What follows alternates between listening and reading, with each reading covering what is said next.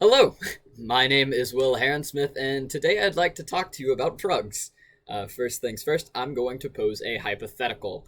We're going to compare two drugs. We're going to name the first one drug A and the second one drug B. Here are the two drugs. So, these are the short term effects that each drug has. On drug A side, we see impaired cognitive skills, relaxation, drowsiness, restlessness, nausea, and vomiting. That said, drug A also has some long term effects when used habitually. These can include liver disease, pancreatitis, heart damage, stomach and digestive issues, central nervous system damage, and even infertility. Drug B, on the other hand, as said before, again has short term effects on the screen, which include altered perception of time, relaxation, drowsiness, pain relief, and increased hunger. Drug B, as well as drug A, has long term effects when used habitually, which can include brain development issues when used prior to 26, when the brain is fully developed, and in some cases, schizophrenic episodes. So, why do I pose these two drugs together? Well, drug A is actually legal, and drug B is illegal. And funny enough, drug A is alcohol, and drug B is cannabis or marijuana, which has kind of a hot button topic right now. So, why is it relevant? Well, Arizona, New Jersey, South Dakota, and Montana, all on this past election day, Tuesday, November 3rd, passed laws to legalize marijuana in some sort in their states. This makes them among the 36 states now who have legalized marijuana in some form. That said, marijuana is not legal in the federal sense. And not only that, but the number of people incarcerated on possession laws only. I'm not talking about violent crimes due to drugs or marijuana, or even just intent to sell. This is solely possession that these people have been arrested for, and the numbers are absolutely absurd. And with a couple of hours of research, I have found that it is decently clear that marijuana should be decriminalized and legalized in the United States.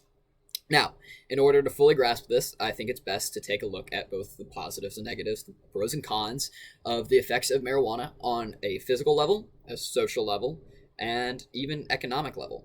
So, to start off, what is marijuana? Well, according to the CDC and Healthline organizations, marijuana is the dried flowers and leaves of the cannabis plant. They include a substance called Delta 9 THC, often referred to as just THC, which is the mind-altering psychoactive drug in marijuana. That is what is typically illegal in most states. Now, some states have started legalizing CBD, which is the non-mind-altering chemical in marijuana, which they can extract that into different oils for use of calming anxiety and curing nausea and things like that. But I think that taking those two separate and putting them together into just marijuana as a whole, like what does it do medically and recreationally?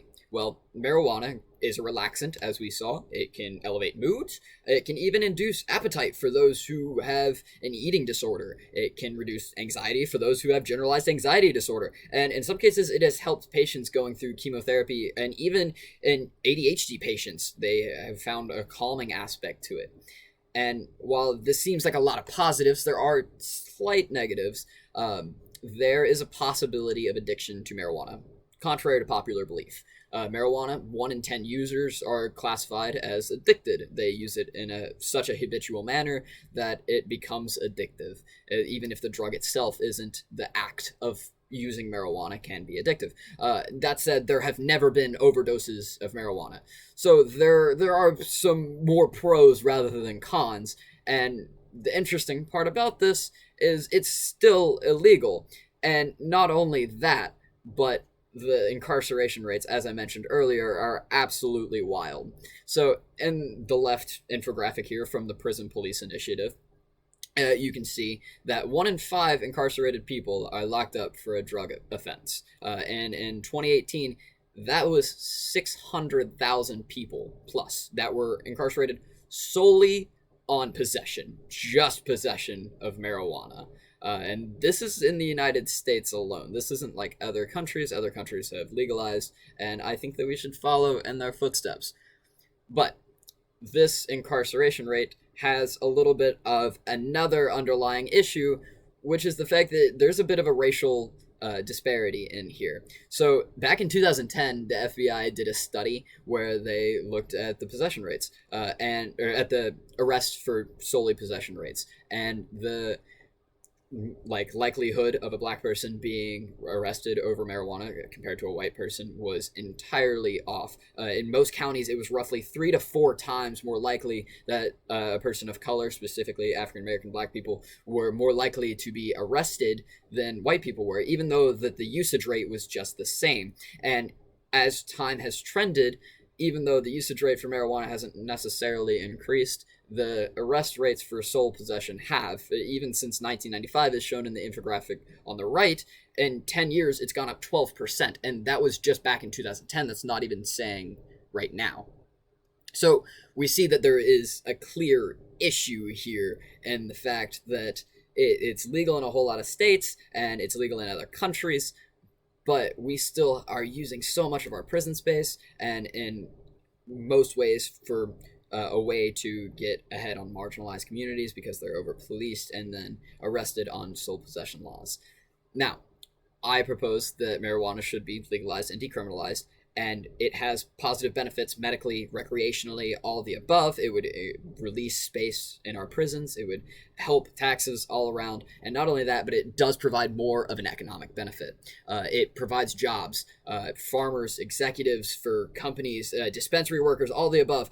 Seen here, this is based on a newspaper called the Illinois Update, where they legalized weed and they saw more tourism. They saw like a support from it in voters, 24,000 jobs, 2,600 businesses, $500 million in tax revenue, and just so much more benefits just from this alone. They were able to tax it properly and use it properly.